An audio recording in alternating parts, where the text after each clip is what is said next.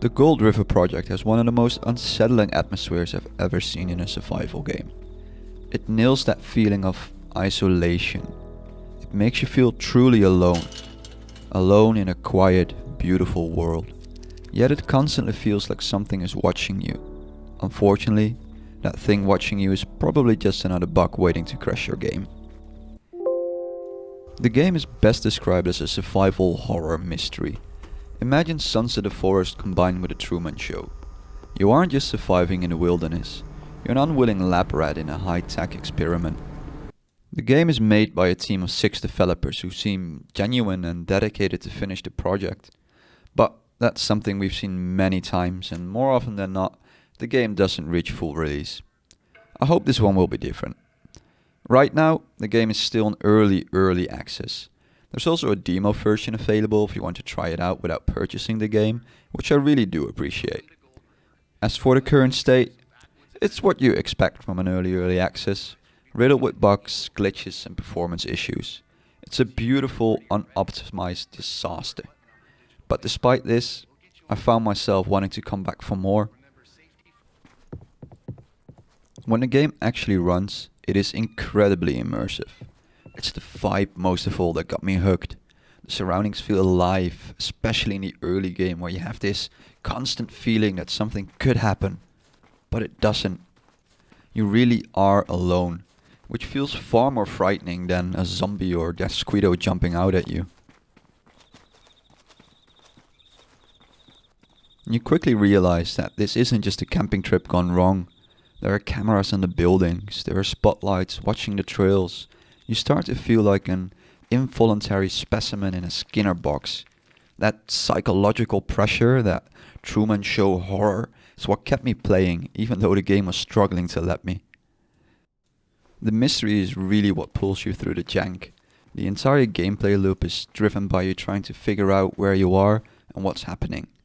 You find a note here, a cassette tape there, strange locked buildings, radio towers and abandoned summer camps. But eventually, you hit the wall. A literal futuristic force field cutting through the forest. Suddenly your survival goals shift. It's not just about hunger and exploration anymore. It's about why you're here and how you're going to get out, if at all. Solving the puzzles along the way of this mystery were one of the highlights of this game for me. Reading notes on paper, trying to figure out which information you need and how to use this was a lot of fun. I think they found a decent balance between being manageable enough to solve without outside help, but challenging enough that it still feels rewarding and you'll find yourself struggling to find the answer on plenty of these. Or at least my 60 IQ smooth brain did. Slowly uncovering this mystery piece by piece is very satisfying and it had me hooked and immersed for hours. But much like the game itself, the immersion breaks when you start interacting with, well, anything really. The UI in itself is a puzzle. Few things are explained well or work the way they are supposed to. I spent way too long just figuring out simple things like how to put items on my hotkeys or how to fire arrows from my bow. Even something essential like the inventory management just lingers somewhere between barely functional and nightmarish. And then there are just odd bugs.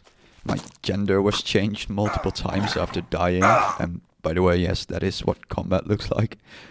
I found myself running across the bottom of a lake instead of swimming. It's just that classic early access jank. As much as I wanted to finish the available content, toward the end of my playthrough, it just became unplayable. It was crashing every couple of minutes. I would do something and just lose my progress again.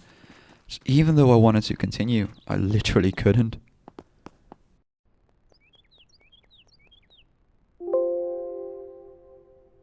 As for my final verdict, I think if the developers can optimize this game and get it running smoothly, clean out the bugs, the Gold River project could be a great survival game that breaks the mold. The bones of a great mystery are there and I genuinely want to see where they take this story. But right now, I'd recommend you only play this if it's on sale, you have a beast of a PC and the patience of a saint. I'm staying tuned for the next patch though, because I still need to know who's behind those cameras. I've been Mojo, thank you very much for listening, and I'll see you in the next one.